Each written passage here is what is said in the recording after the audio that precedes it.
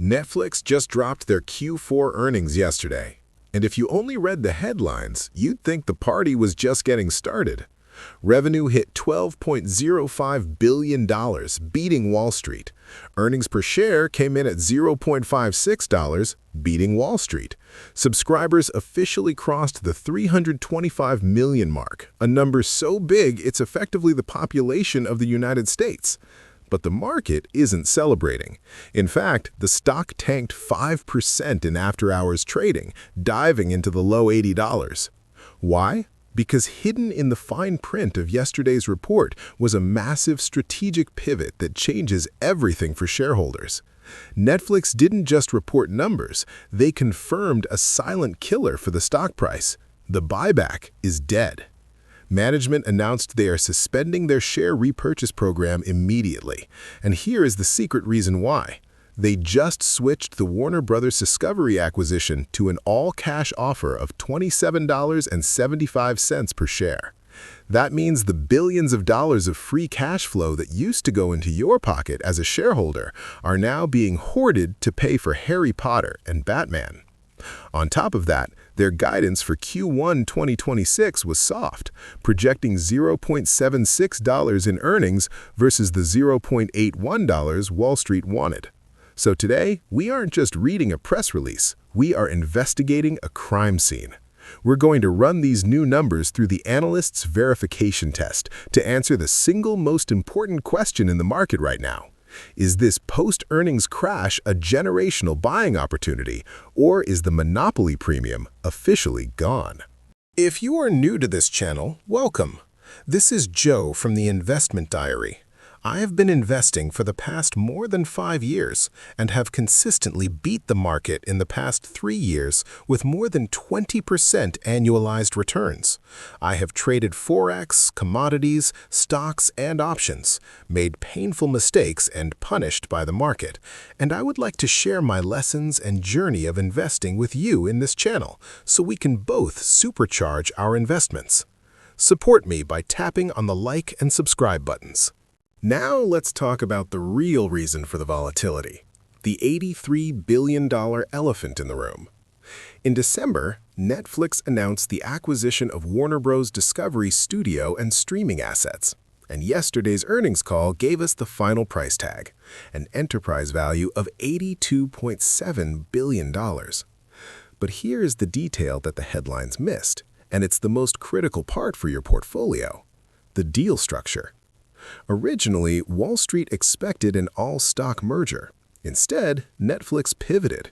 To close this deal, they agreed to pay WBD shareholders $23.25 per share in cash, with only the small remainder paid in Netflix stock. Do the math. That is tens of billions of dollars in upfront liquidity that Netflix has to cough up. This explains the bad news from yesterday. Management didn't suspend the share buyback program because they lacked confidence. They suspended it because they need every single dollar of free cash flow to pay that $23.25 bill. For the next 12 to 18 months, the Netflix buyback put, that safety net that kept the stock from falling, is gone. So, why take this pain? Because Netflix isn't buying a media conglomerate. They are stripping it for parts. They are acquiring the Warner Bros. Studio lot, the HBO library, the DC universe, and the Harry Potter franchise. They are leaving behind much of the declining linear TV baggage. They aren't buying a competitor. They are buying the history of Hollywood to put it inside your Netflix app. It's a masterstroke long-term, but short-term, it's an expensive, messy bill that you, the shareholder, have to wait to pay off. Before we even open the spreadsheet to look at the valuation, we have to answer the fundamental question: does the business model still hold up at this massive scale?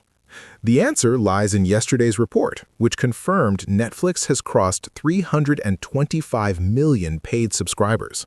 To put that number in perspective, Netflix now has a paid user base larger than the entire population of the United States. They have effectively built a nation-state of attention. But the real story in Q4 wasn't the raw subscriber count, it was the explosion of the ad tier. Yesterday's data revealed that advertising revenue doubled year over year to hit $1.5 billion for 2025. Even more critically, management explicitly guided for this segment to double again in 2026. Why does this specific metric matter so much to your portfolio? Because the economics of the ad tier are fundamentally superior to the subscription model. When a user signs up for the cheaper ad-supported plan, they feel like they are saving money. But for Netflix, that user is often more valuable than a standard subscriber. The cost to serve a 30-second ad on content they have already paid for is effectively zero, meaning every dollar of ad revenue drops almost straight to the bottom line. This is no longer just a media business with thin margins. It is evolving into a platform business with software-like margins. This ad tier is the new engine, but the fuel is the content library. And this is where the Warner Bros. Discovery acquisition changes the calculus entirely. By integrating the Warner Bros. Ecosystem, Netflix isn't just adding more movies, they are acquiring the deepest retention tools in Hollywood history: Harry Potter, the DC Universe, and the entire HBO back catalog like Game of Thrones and Succession. Think about the mathematical impact on churn. In the past, a subscriber might cancel Netflix for a few months to go watch House of the Dragon on Max. That optionality is now gone. By consolidating the two biggest libraries in the world under one app, Netflix eliminates the primary reason users leave. When you combine a 325 million user distribution pipe, a high-margin advertising machine, and the absolute monopoly on premium cultural IP, you are no longer looking at a simple streaming service. You are looking at a cultural utility, something as essential to the modern household as electricity or broadband.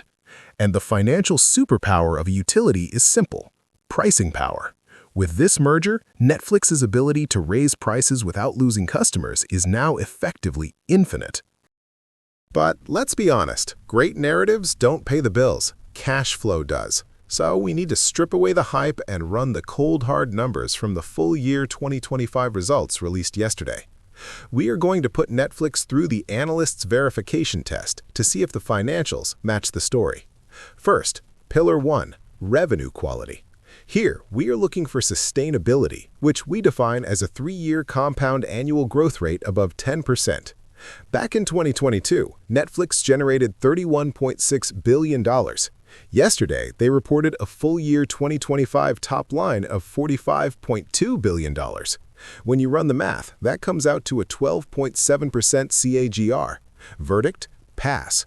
This is critical because growing at double digits when you are already a $45 billion giant is incredibly difficult. It proves the growth here is organic and real, not just an accounting trick.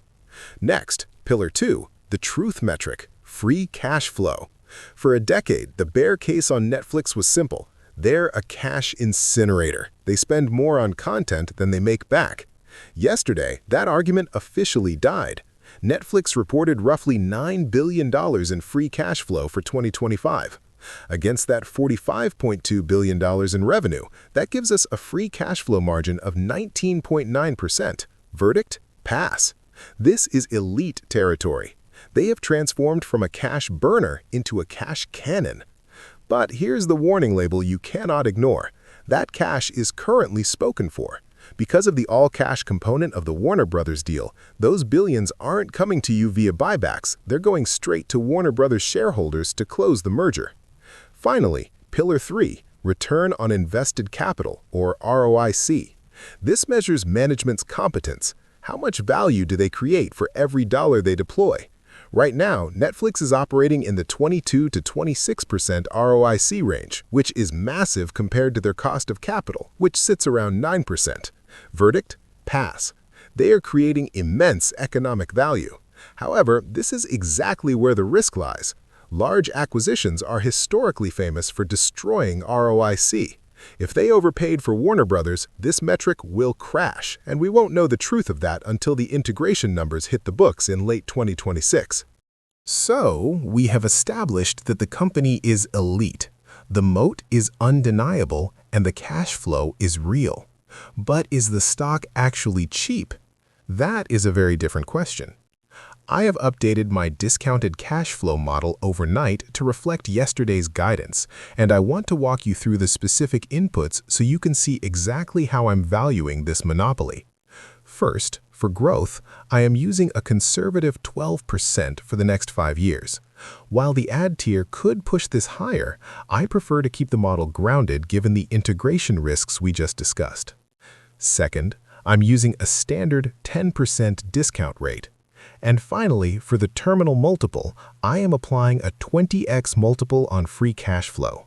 This is a premium valuation, but frankly, a company with a cultural monopoly and recurring revenue deserves to trade at a premium.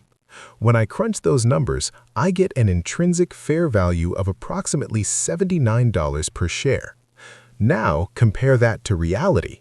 The stock is trading today at $87.50. That means the market is currently charging you roughly a 10% premium to own this quality. In a normal environment, paying a small premium for a best-in-class asset is acceptable. However, we are not in a normal environment.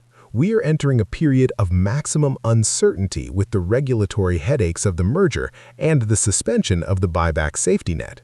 Because of that friction, I am initiating a hold rating. The company is fantastic, but the price is not compelling yet. There is no margin of safety here. I am personally keeping my powder dry and waiting for a pullback to the mid-70s, closer to that fair value, or for a clear green light from the DOJ before I add any more capital to this position. So here is the bottom line. The streaming wars are officially over. Netflix didn't just survive, they won. Yesterday's earnings report was the final nail in the coffin for the idea that anyone else can catch them. They are the only profitable scale player left in town, and everyone else is just fighting for second place. But for us as investors, the game has changed. The easy money, that massive run-up we enjoyed from the lows, has already been made. We are now entering the hard work phase. With the buyback safety net gone and a massive $83 billion integration headache directly ahead, the stock is likely to be volatile until the dust settles. Your eyes shouldn't be on the subscriber count anymore. Watch the regulatory headlines. If the DOJ blocks this deal, the stock likely pops because the buyback will return immediately. If they approve it, the long-term monopoly is sealed, but the short-term will be messy. That is your next true catalyst. Thanks for watching, and I'll see you in the next diary.